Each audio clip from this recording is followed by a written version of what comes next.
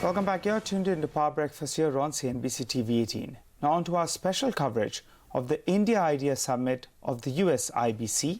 Shireen Ban joins us to fill us in with this special report.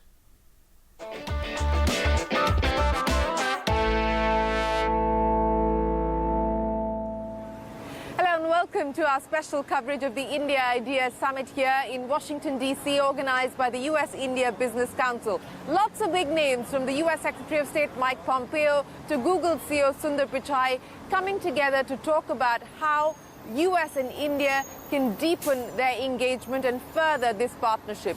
Areas of collaboration range from defense to aerospace, infrastructure, clean energy, and of course the digital economy. There are irritants that need to be ironed out, but the view coming in from Secretary Pompeo was clear that both sides would be keen to engage and conduct a dialogue even on some of the outstanding issues that involve trade. Now, there has been a fair amount of convergence on a lot of issues, but as he pointed out, a lot more needs to be done. So first up, here's the Secretary of State Mike Pompeo, who will be visiting India shortly, giving us a preview of what to expect from that visit. It's great to see so many Indian and American business people coming together to talk about how to draw our two nations closer together and to talk about big ideas. That project has been in the forefront of my mind, too, after the election and in preparation for my upcoming trip. It was great. We planned the trip, and then the Indian news broke the story, so that was great, exactly as we had planned it. I'll have the incredible privilege to meet again with Prime Minister Modi and my new counterpart, too, Minister of External Affairs, Jaishankar, and heads of industry and other people. I'll be in India for a bit. And I want to give you a little bit of a preview, a sneak preview of my mission, and tell you why I truly believe that our two nations have an incredibly unique opportunity to move forward together for the good of both of our peoples, the Indo-Pacific region, and indeed the entire world. More recently, President Obama granted India major defense partner status and supported India's quest for a permanent seat on the UN Security Council, a position that the United States continues to support. And under President Trump, we've taken our defense cooperation to new heights, solidified our common vision for the Indo-Pacific, and taken a far tougher stand on Pakistan's unacceptable support for terrorism in the region. When Prime Minister Modi visited the White House back in 2017, he and President Trump exchanged a lot of goodwill and a couple of hugs. Prime Minister Modi, too, said, it's in India's interest that India's interests lie in a strong and prosperous and successful America, in the same way that India's development and its growing role at the international level are in the United States of America's interest as well. May I got this right. Just a few weeks ago, a truly historic election, 600 million Indians voted in the largest exercise of the franchise in history. And they gave Mr. Modi a huge mandate. Not since 1971 has an Indian Prime Minister been returned to office with a single-party majority, and, to borrow a phrase, he enjoyed an awful lot of winning. Last year we kicked off a 2+2 dialogue, and I attended alongside the Secretary of Defense. We also reinvigorated the Quad dialogue among the United States, Japan, and Australia, all like-minded democracies in the Indo-Pacific. I'm looking forward to my meetings in Delhi next week, and of course to the tea. But as we democracies have come to know, that we work out our disagreements. We bring them to the table honestly and fairly, and we'll probably discuss the recent decision on the GSP program.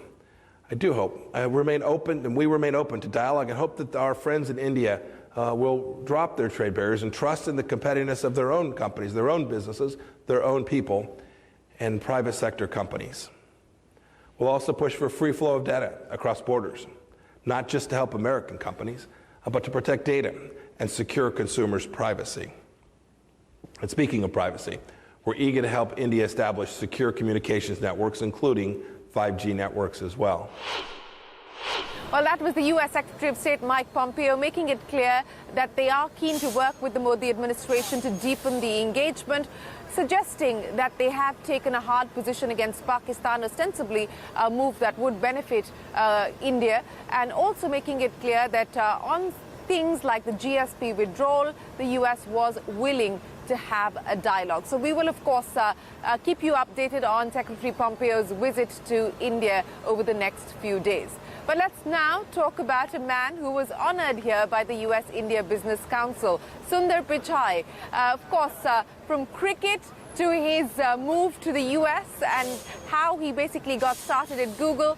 Plenty of food for thought there coming in from Pichai, addressing issues on Google's involvement in India, suggesting very clearly that Google is now in fact incubating ideas on product development which they build in India and then sell to the world. So the strategic importance of India being highlighted there. Pichai also making an important point on having harmonized or standardized frameworks for privacy, saying that that will help everyone involved and will help grow the digital economy even faster. So here's Sundar Pichai on a whole host of issues from India to privacy.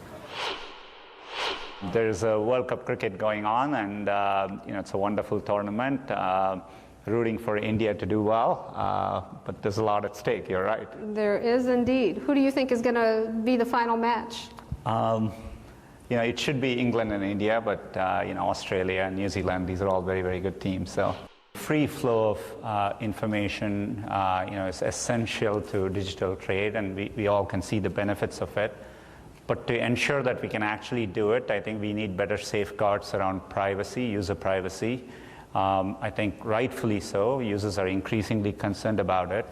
And I think it's an important moment to create standardized frameworks, both for users to have choice, control, and transparency, and for companies to be accountable as well, with a clear set of rules.